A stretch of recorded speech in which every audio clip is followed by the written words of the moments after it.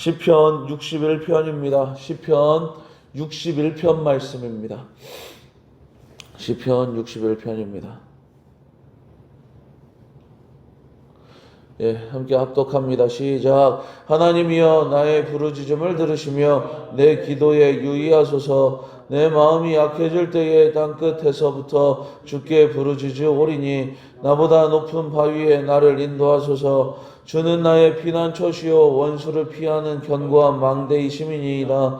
내가 영원히 주의 장막에 머물며 내가 주의 날개 아래로 피하리이다. 셀라. 주 하나님이여 주께서 나의 소원을 들으시고 주의 이름을 경외하는 자가 얻을 기업을 내게 주셨나이다. 주께서 왕에게 장수하게 하사 그의 나이가 여러 대에 미치게 하시리이다. 그가 영원히 하나님 앞에서 거주하리니 인자와 진리를 예비하사 그를 보호하소서. 그리하시면 내가 주의 이름을 영원히 찬양하며 매일 나의 소원을 이행하리이다. 아멘. 오늘 우리가 함께 읽은 시편 61편은 다윗의 시입니다. 많은 학자들은 이 시가 다윗이 아들 압살롬의 반란을 피해 요단강을 건너 도망칠 때 혹은 아주 먼 곳에서 전쟁을 치르고 지쳐 있을 때 지은 것으로 봅니다. 왕의 자리에서 쫓겨나 광야를 헤매는 처량한 신세, 몸도 마음도 지쳐버린 그 순간에 다윗은 하나님을 찾고 있습니다. 오늘 이 새벽 다윗의 기도를 통해 우리 영혼이 쉴 곳이 어디인지, 우리가 다시 일어날 힘은 어디서 오는지 함께 살피는 시간을 갖도록 하겠습니다.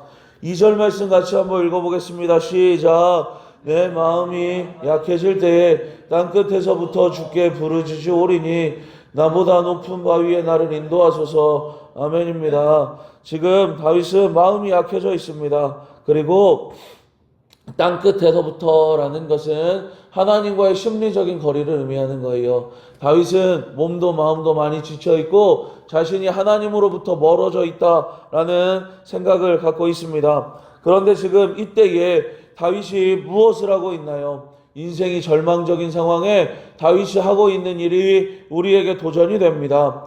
인생의 절망적인 상황에서 다윗은 하나님을 찾습니다. 주님께 부르짖습니다. 라고 성경은 기록하고 있어요.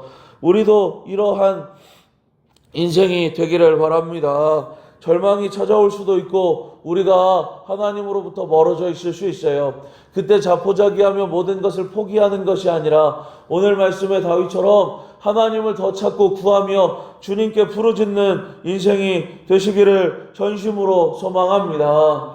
그러면 다윗은 무엇을 기도하나요?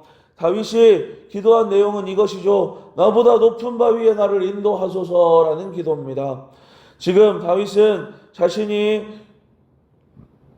가지고 있는 능력과 해결책으로는 문제가 없어지지 않는다라는 것을 알고 있었습니다.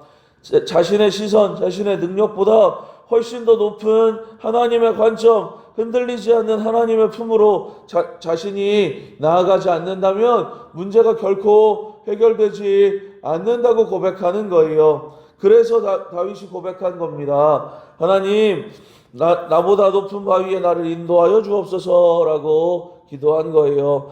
사랑하는 여러분, 때로는 문제가 내 키보다 커 보일 때가 있습니다.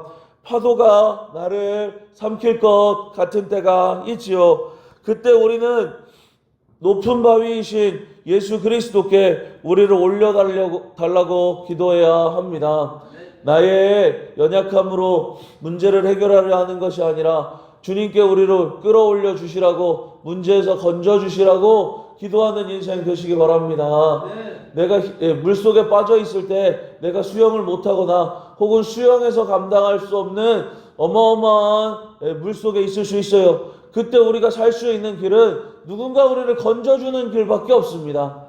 우리 인생의 어려움이 그렇게 다가올 때가 있지요. 그때 예수 그리스도께 의지함으로 주님께서 저와 여러분의 삶을 건져 주시기를 전심으로 소망합니다.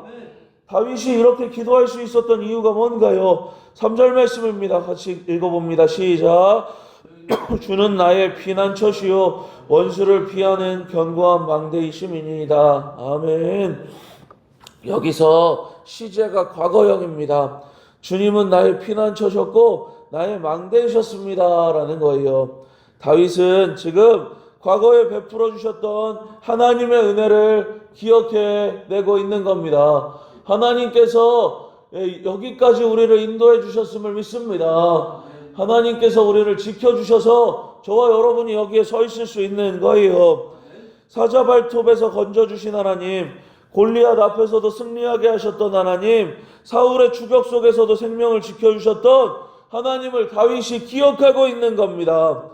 누가 뭐래도 신앙은 기억입니다.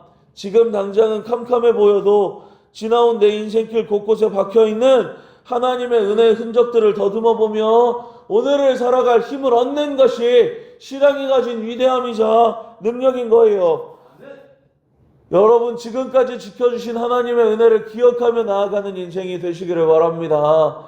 주님이 지켜주지 않으셨으면 저와 여러분이 여기 있을 수가 없었더라는 거예요. 지금까지 지켜주신 하나님의 은혜를 기억하며 오늘을 살아가는 우리들 되시기를 전심으로 소망합니다. 그 기억이 사절의 고백으로 이어지는 것이요, 내가 주의 장막에 영원히 머물며 주의 날개 아래로 피하리이다. 아멘입니다. 화려한 왕궁이 아니라 초라해 보여도 하나님이 계신 그 장막, 어미새가 새끼를 품듯 따뜻한 주의 날개 아래가 다윗이 살 것임을 다윗은 고백한 겁니다. 사랑하는 가족 여러분, 세상의 그 어떤 화려한 곳보다 주님의 품이 가장 안전한 요새임을 믿습니다. 오늘도 하나님의 품 안에서 힘을 내고 나아가는 인생 되시기를 소망합니다. 말씀을 맺겠습니다. 혹시 땅끝에 서 있는 것 같은 심정으로 이 자리에 나오신 분들이 계신가요? 마음이 약해져서 더 이상 기도할 힘조차 없는 것 같이 느껴질 때가 있으신가요? 우리의 현실은 냉혹할 수 있습니다. 하지만 낙심하지 마시기 바랍니다. 바로 그곳이 하나님을 만날 높은 바위 아래이기 때문입니다.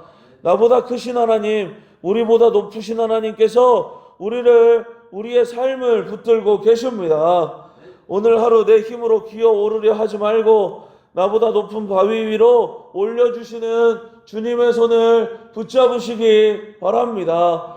그리고 오늘이라는 평범한 하루 속에서 감사와 찬양과 기도의 서원을 묵묵히 지켜나가는 저와 여러분 우리 모두 되시기를 전심으로 소망합니다.